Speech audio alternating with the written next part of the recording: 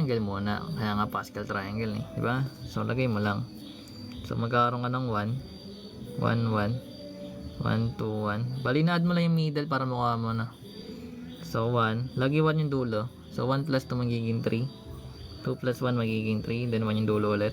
So, magiging 1. Then, magiging 4 na to guys. Then, magiging 6. Magiging 4. Magiging 1. Then, ganun pa rin. 1. Magiging 5. Magiging 10, magiging 10 ulit, magiging 5, magiging 1, then 1 ulit, magiging 6, magiging 15, 20, 15, 6, and 1. Then isa pa, 1, 7 na sunod, then magiging 21, magiging 35, 35 ulit, magiging 21, 7, and 1. Last natin is 1, then magiging 8, magiging 28, magiging 56, then magiging 70 ba? Tama. Then magiging 56 ulit, then 28, then 8, then 1. So dahil guys nasa raised to 8 tayo, dito ka mag-stop basta 8 na yung sunod. Pangalawang number 8, ibig sabihin 8 yung exponent mo nun. Then kapag cube, edi dito ka mag-start kasi mag-stop sa 3 kasi cube, and so on and so forth. So ngayon remember, meron tayong coefficients na 1. Meron tayong coefficients na 1, 8, 28, 56, 70, 56 ulit, 28, 8 tsaka 1. So ganun pa rin yung gagawin katulad ng ginawa natin. Yung term natin na 2x, that is yung a, yung y natin magiging b. So una meron tayong 1, lagay lang natin. Then copy lang natin yung mga terms. So 2x tsaka 2y, y. Then plus yung 8, 2x, tapos meron tayong y.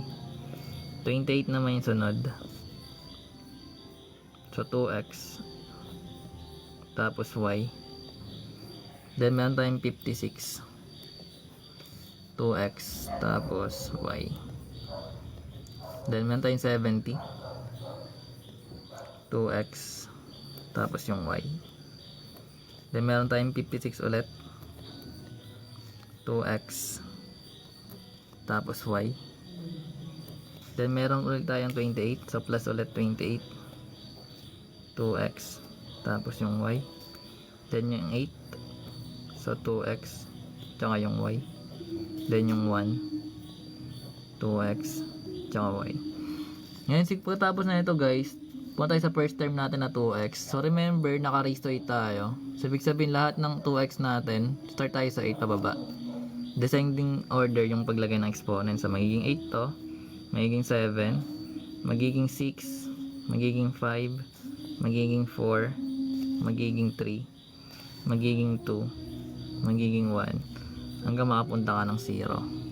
Then pagdating naman sa second term, from 0 pataas. So ibig sabihin 0 ka una, then 1, 2, 3, 4, 5, 6, 7, tsaka 8. Okay na yan. Ngayon guys, para ma-check mo kung tama, pag inad mo yung mga exponent, dapat 8 base sa exponent mo dito. So 8 plus 0, that is 8. 7 plus 1, that is 8. 6 plus 2 is 8. 5 plus 3 is 8. 4 plus 4 is 8, 3 plus 5 is 8, 2 plus 6 is 8, 1 plus 7 is 8, and 0 plus 8 is 8. So tama na yan. Ngayon simplify mo na. So remember, kung meron kang 2x raised to 8, anong sagot natin dyan?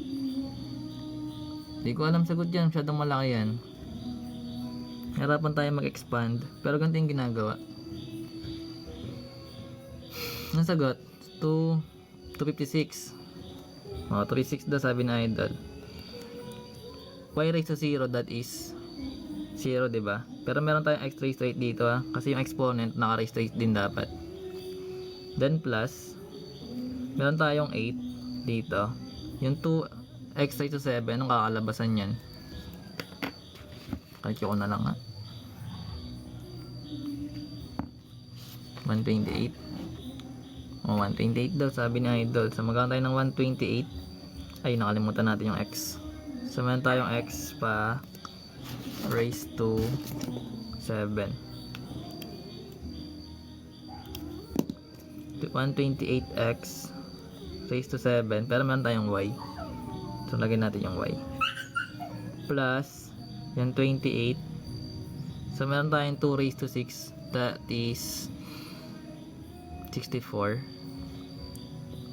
64x raised to 6. Pero meron tayong y dito na naka-squared, so y squared pa. Dapat nilagay ko na lang eh. Pero okay na, nilagay natin dito yung y squared. Plus, meron tayong 56. So, 2 raised to 5, that is 32. So, magiging 32. X raised to 5. Meron tayong y cube, lagay na natin dito. Plus, yung 70 natin. Meron tayong 2x raised to 4. So, bali magiging 16 yon.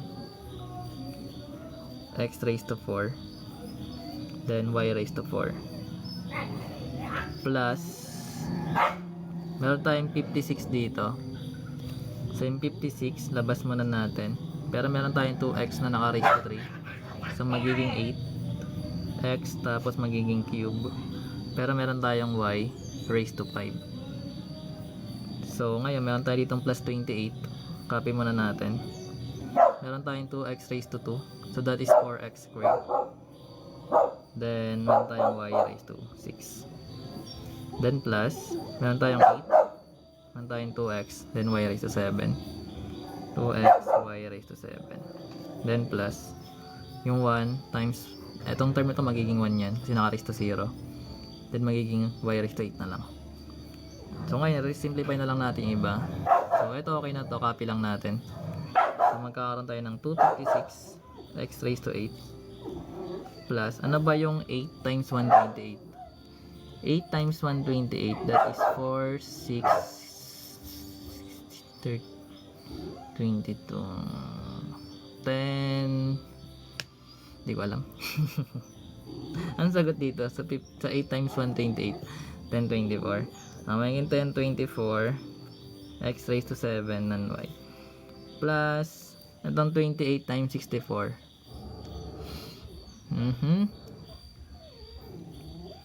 Sagat.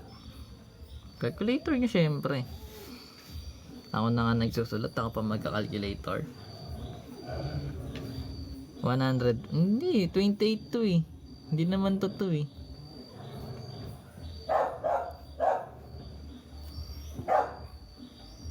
Anong sagot? Ang ng aso.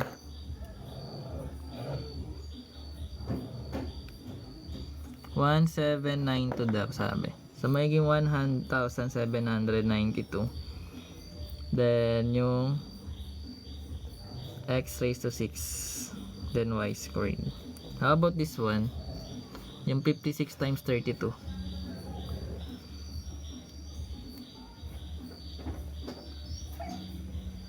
So magkakaroon tayo ng 56 times 32, that is 1,792 daw. Okay. X raised to 5 y cube. And yung 70 times 16, 70 times 16 magiging 2, 4, 7 plus 4, 1, 1140, 1120 pala. 1120 x raised to 4 y raised to 4. Then plus ito 56 times 8 magiging 40 kaya 4 24 40 plus 4 plus 2. Ang sagot dito 56 times 8 diba 40? Ayun. Hindi ito 48 naman. 4 for 8 4 for 8 x cube y raised to 5. Then yung 28 times 4. So meron tayong 28 times 4 magiging 2, 3, 4, 8, 9, 10, 11. Tama, 112. 112 x squared y raised to 6. And para sa ito naman, so magiging 16 na lang to. X raised to xy raised to 7. Then plus y raised to 8. So ganun siya ginagawa. Mahaba siyang gagawin. Kung may calculus ka naman, madali lang yan. Ito yung magiging sagot natin. Hindi naman ito nakakalito actually. Ang kailangan mo lang dito tama yung pag-multiply mo. Di compare ba? Marunong ka naman mag-times. Imposible naman di ka marunong mag-multiply. Diba?